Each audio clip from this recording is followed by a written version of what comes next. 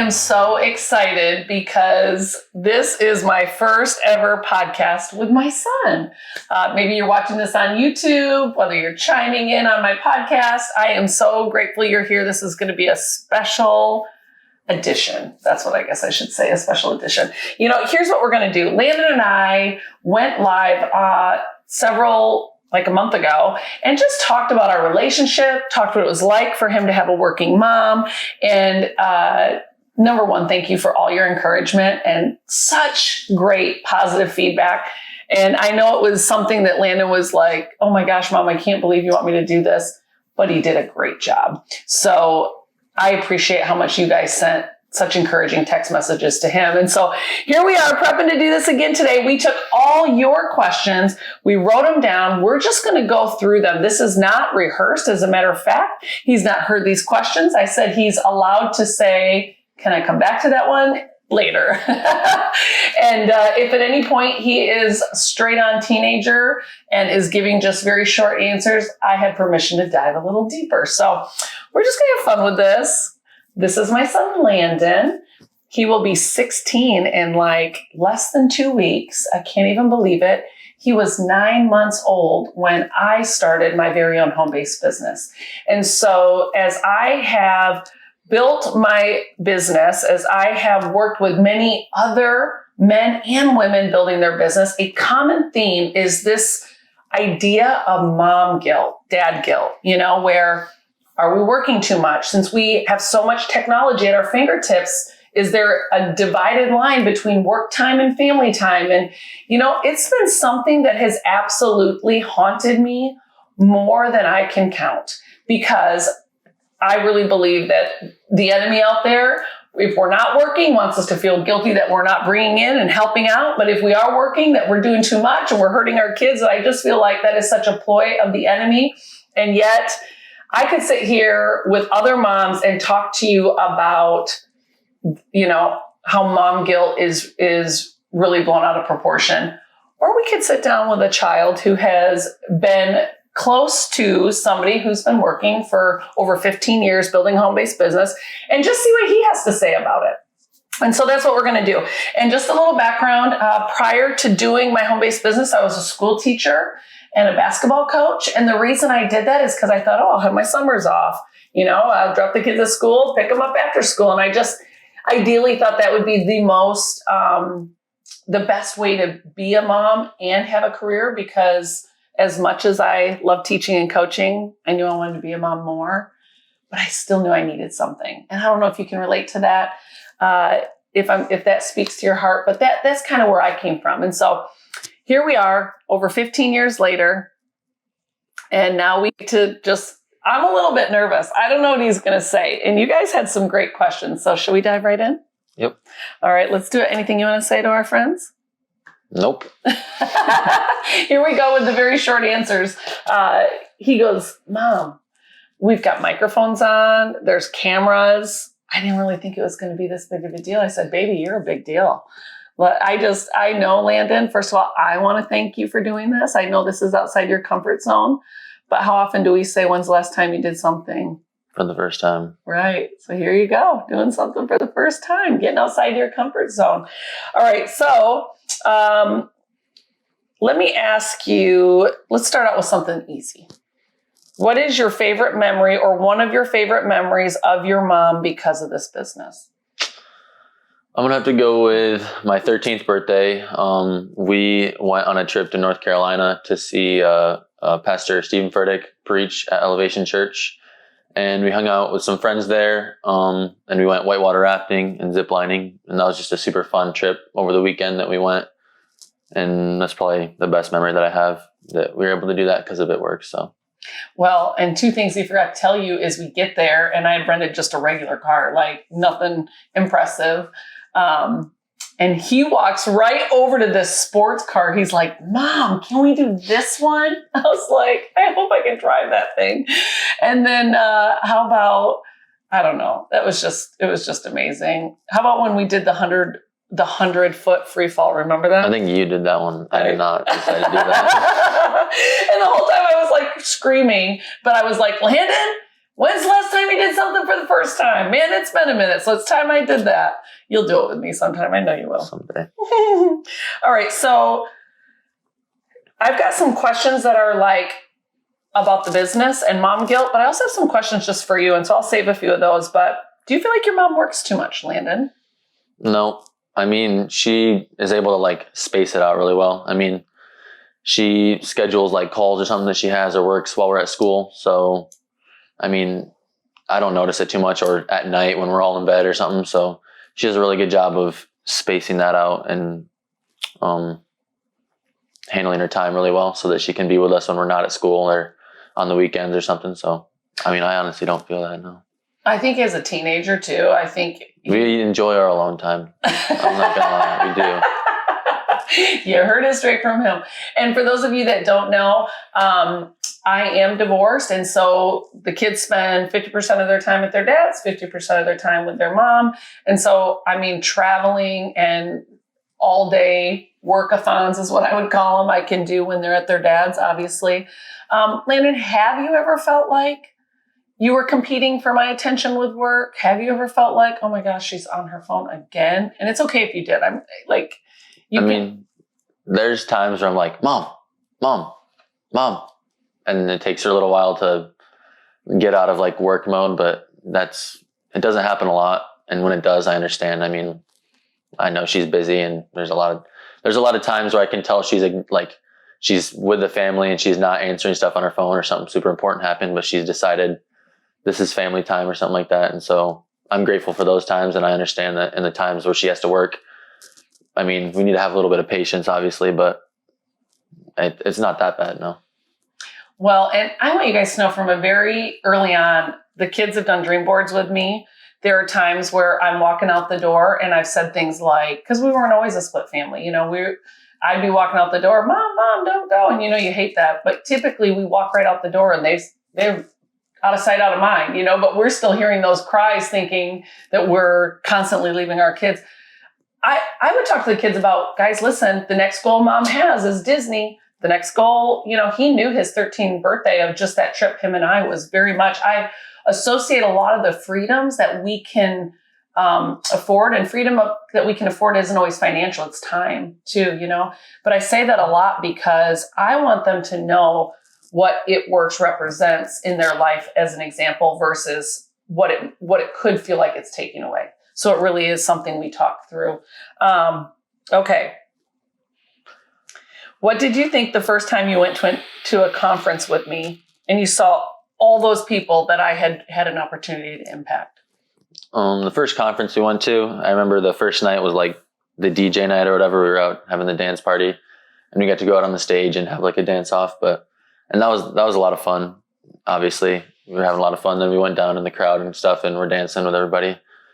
But just seeing Mom and Papa talk was really cool because the stadium was packed. Obviously, there was a ton of people there. And I don't know, just getting to see that and how many people were so excited to see Mom, who I get to hang out with every day. So it's like, I'm like, it's kind of interesting to see like, oh, my mom is kind of famous. Everybody wants to talk to her, but I guess it was cool. It was kind of like a wake up call kind of to me or something like that. I was like, I got to realize how lucky I am and stuff. So you are the sweetest. I can't tell if he's doing this because, no, I'm just kidding. I have to tell you, one of the questions that was asked on here, I love it. Where did it say? What advice would you give to other teenagers who are embarrassed by their mother doing this business? What advice would you give to other teenagers that feel that way, Landon? That doesn't make sense to me. I've never felt embarrassed that you do this. I mean, whenever like my friends love you, so it's not like I'm not ever embarrassed when you're around or something like that. So I mean, I don't really know. I haven't ever experienced like embarrassment because all my friends love coming over here. This is like the place where everybody wants to come and hang out and stuff. So I want you to know that didn't happen by accident. I worked very hard. I brought a lot of dozens of donuts to school in the morning, or did the $5 pizzas after practice. You know, I put myself in position to make that happen for more than one reason. But again, I want them to see what this business has afforded us. And so they've invested, and because of that, they're going to reap the benefits of that as well. And I have to tell you, we had an award ceremony yesterday, and he walked up to get his award, and on his way back, he's walking back, he's cool and his friends are all around, but he looks right over to me and he like gave me a wink smile. And the mom sitting next to me was like, I can't believe he just did that. I was like, I know, he hugs me in public. It's amazing. So we have a really good relationship, but I really attribute it to just even the personal development that I've done because of this, of doing my own business. And because of that development, I'm able to pass that on to my kids. So maybe the next question we should talk about is, I'm going to save what's the greatest piece of advice your mom has ever given you till the end. So you can be thinking about that. But,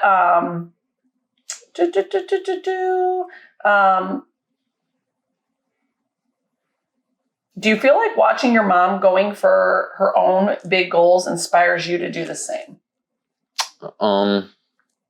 Yes and no. I mean, it's just kind of been like a part of our life forever. So, I mean, dreaming big is just kind of like what we all do.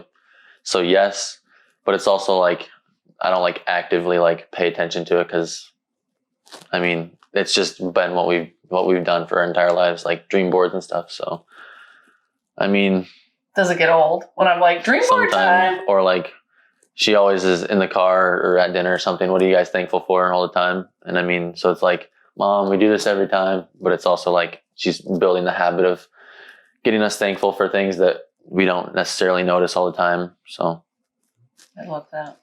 I love that. I might start throwing in some of my own.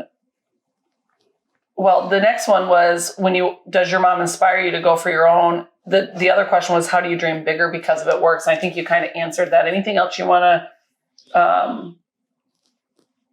I don't know. Anything else you want to say to that? Just that anything's possible. Where Mom and Papa came from, they've worked super hard for a long time, many years. And obviously they're reaping the benefits right now. So, I mean, just anything's possible no matter what situation you're in. God can, yeah, I mean. He doesn't know what he doesn't know. This is all he's ever known. And I remember early on saying he's never known what it's like to have a mom and dad go to a 9 to 5. He's never known what that's like. He's never known that when he called sick or he was sick at school, that a mom or dad didn't come pick him up, and we've had nannies because of just even more like a nanny, not necessarily. My desire was always, if I'm working, I'm working. If I'm not, I'm with the kids. I don't want to be doing laundry. I don't want to be cooking, and I love to cook.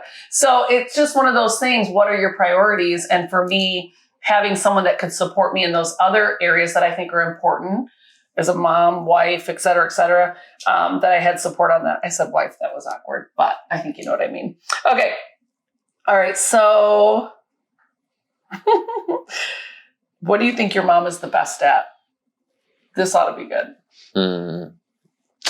Let's come back to that one. I got to think. Okay. There's a couple things you said to me in the past that if you say that, I'm going to tell a story. This is for you, Landon. From our live that we did, somebody asked you, because they know you're a Christian, how do you handle some of the pressures? And you're a teenager. I mean, just like questioning every situation. I mean, thinking about it, not just acting on impulse, I guess. I mean, I've had Bible class for as long as I can remember. So all these principles and stuff have been pounded into my head since I can remember. So, I mean, that's obviously helped, and just like thinking about decisions before I make them and stuff. Let's talk. This is totally not even in line with what this is. So this was a random question, but I think now that it's been asked, I do have a question for you, because I would say we have some accountability. He's a guy, I'm a girl. That's kind of like, sometimes you like talk to your dad about that, but for the most part, we have conversations about everything, even the uncomfortable things. And as much as I don't like it. But here's my thinking. I can just say no all the time, or I can just say don't do that all the time, or I can realize that there's going to be a time where it's necessary for him to be able to do things and us to be able to have conversations about pros and cons doing those things too much, not doing them enough. I mean, like, for example, when people come to our house, what's the rule about cell phones? They're on the counter at like 10. So 10:30. Because nothing good happens after 10 o'clock is really kind of how I feel about it. You know, he just got on Instagram. And before that, I just felt like there's just so many pros and cons that we also know some of the brain development stuff. And so we talked about it, but I really believe, I mean, I'm only going to have him for a little bit longer before he's off as an adult on his own. And so if I don't give him an environment to learn the good and the bad and the ugly of all the things that we as parents get to help equip them to do, well, then he's going to be cut off and he's going to be a wild child trying to figure it all out at the same time. Maybe not you. He is an Enneagram 3, right? Isn't that what you took when you took the Enneagram? You were 3. I have no idea. I thought he was going to be like an 8 or a 1 even. But I don't know what you're talking about. he was a 3. I make him take all the personality tests. Okay, we'll move on. All right. Do you want to come back to the one yet where you say, what is your mom the best at? Yes, we'll come back to that. We can do that last. Okay. Or something, I don't know. This is a random one. What is the best outside game we've ever played? Basketball. This is really Basketball. Every time we get together with the family, basketball. Yeah, we do a lot of basketball. Sometimes golf. What did your mom tell you when she had to work and you wanted to play? I honestly don't remember. I mean, there's not like a situation that I remember going, Mom, let's do this. And her like, no, I have to work.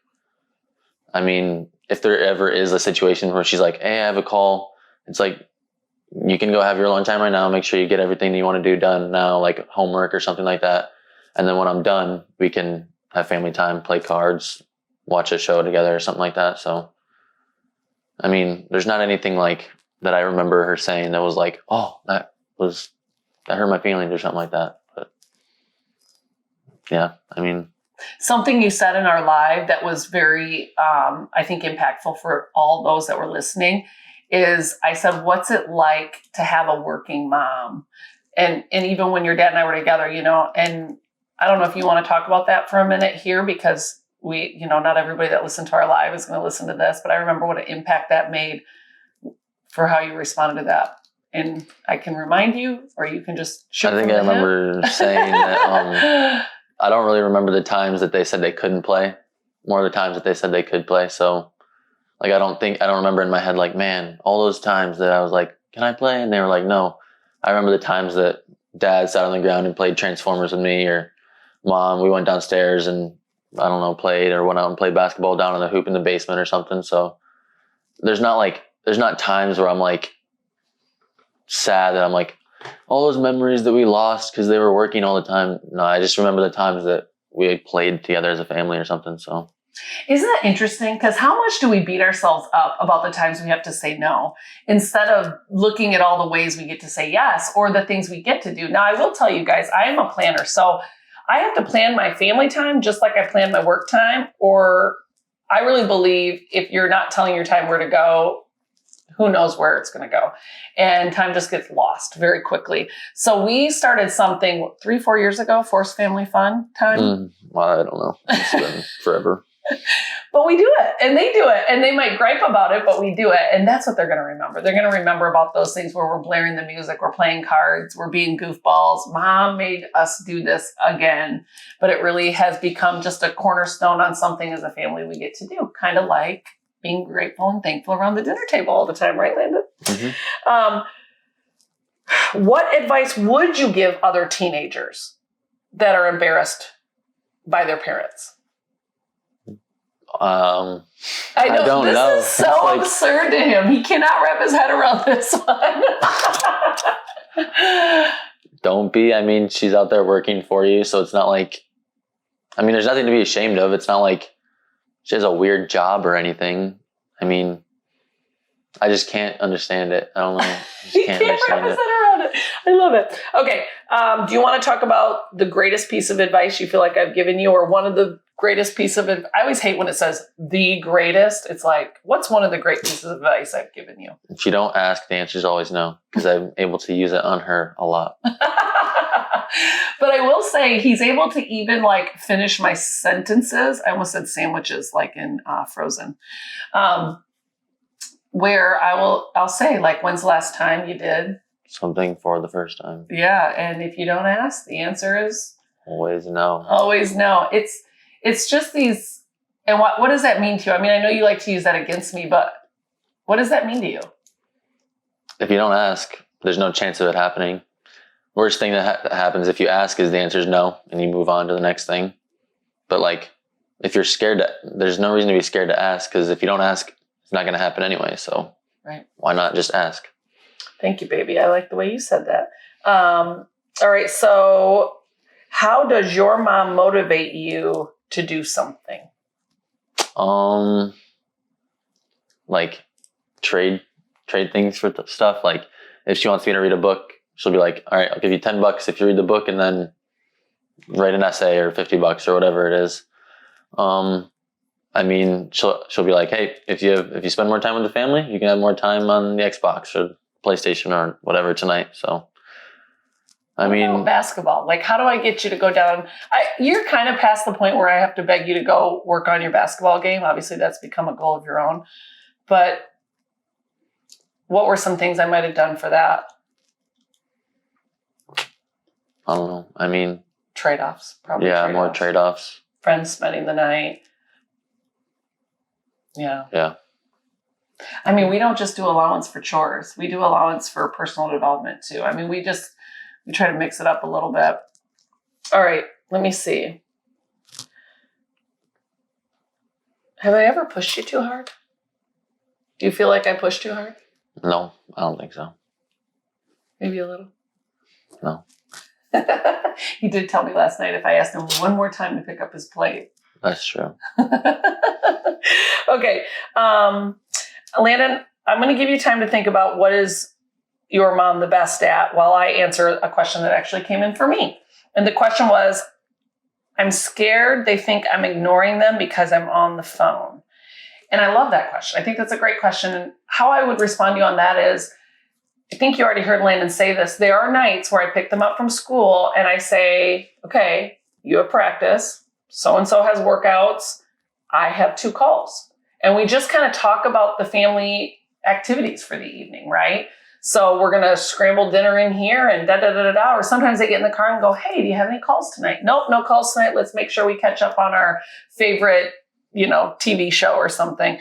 But I really believe if you're just on your phone, but not helping your kids understand what your phone is doing for them. For example, when I took him on that trip for his 13th birthday, he knew that we could afford to do that because of how hard mom works. And one of the ways mom works isn't just in an office with the door closed, it's on her phone. And the cool part about that is mom can take her phone with me. So while mom's on my phone, make sure you don't interrupt me. Just like if you're having a conversation, we have to teach our kids not to interrupt, right? And I do think when your kids are younger, sometimes out of sight, out of mind is better. So if you can remove yourself for your work time, it's going to be that much easier for them to understand that mom's not available or dad's not available. All right. How often do you carve family time in? Well, we schedule, during basketball season, we have a whole lot of family time. But, Sundays usually are Sabbath. And if Sundays work out to be our Sabbath, a lot of family time on our Sabbath. But we try any night that the kids don't have crazy late practices. We're down at my grandparents' house playing cards, or down at my parents' house shooting hoops, or just catching up. I mean, we really do try to find 1 or 2 nights a week. And then there's this, listen to this. I'm going to say this. It takes a village to raise a child. And so sometimes the guilt we feel for not being there all the time, let me just flip the script on that for you. Last night, I basically didn't see Skylar between all the basketball practices. And yet she spent 3 hours with my grandparents, her great-grandparents, my parents, her grandparents. There's going to be a time coming up in a couple weeks where, we're doing an event here and have several people flying in. The kids get to go stay the night at friend's house. I think they might spend the night at a Aunt Christie's and Uncle Kyler's, or they get to go spend the night at a friend's house. So, we can say we can't be with them because we have to work, or we can say, hey, tonight you get to have a friend night or overnighter with a family member. It really, I think, depends on how you spin that story. All right, Landon. Let me see. I really only have 2 questions for you. And you kind of already said the one when I said, what is, all right, here we go. What is your mom best at? Bringing things out of people that they didn't even know was there. Probably like helping them discover hidden talents or something like that. Like this moment right now. I was not excited about this, I'm not gonna lie. But she makes it easy to answer questions like this. I don't know. I mean, I did not think I could do this, but I didn't think I could do the live, but we made it through that, and we're making it through this right now. So I love how honest he is, right? All right, Landon, do you think you would ever go into business with your mom or follow in her footsteps and do a home business like this? Or quite frankly, do you kind of realize there's nothing else you would rather do? I mean, it's all I've been raised thinking, so I would definitely do it. And I feel like it's what's coming, so. And tell me some of the things you see me do that you think that looks fun, or I would really like to do that. Just working and making really good friends while doing it. Like I know Miss Pasick, TT, whenever we travel up to Michigan, we always make it a point to go spend a couple nights at their house and go tubing on their river and stuff. And I know that without it works, Mom would have never met her, and we would never have those fun trips over the summer. So just the friends that Mom's made along the way. I mean, I'm excited to make more friends. So yeah. Cool. I will say, I'll kind of close with this for you. I'll promise you're off the hook after this. We do have people in and out of our house all the time. And they're not even his age usually, right? And sometimes he's hanging out with little kids, or sometimes we got big kids. What do you think about that whole rigmarole? Do you like it? I know the drill. I mean, I know the drill. That is cute. Okay, what's the drill? I mean, I feel like I've become a pretty good entertainer. I don't know. I enjoy it. It's not like it's a burden or something like that. I enjoy having company, and we always have fun, good stories to tell after. So Meeting new people, yeah. I love it. Thank you for doing this with me today, honey. I love it. I love it. I love you. So I know you probably have hundreds of more questions that you want to ask, and I'm not promising there wouldn't be a part 2. And I'm also not saying that there might not be an interview with one of my other children, because as soon as they heard Landon do this, I think they wanted to do this too. So listen, if you have a question for me, feel free to go to my contact on my website at cammypentecost.com, and you could submit questions through that, www.cammypentecost/contact, I think. Anyways, you'll go there and find it. And do me a favor, rate and review, share this. I promise you know somebody who battles with mom guilt or dad guilt that could just see it in a different light. Again, I think I could talk to you all day about what I know to be true, but I think there's a very different perspective when you're listening to a child who is 9 months old and this is all he's ever known. And you guys, I have traveled a lot. I have worked a lot of 80-hour work weeks. I have definitely not honored the Sabbath for many years of my life, but, I just see who he's become and what we're doing, and I'm thankful for every bit of it. Even the times I didn't make the right decisions and had to redirect. You know what? That's a lesson and growth too. Thanks, buddy. Mm-hmm. Love you. Love you too.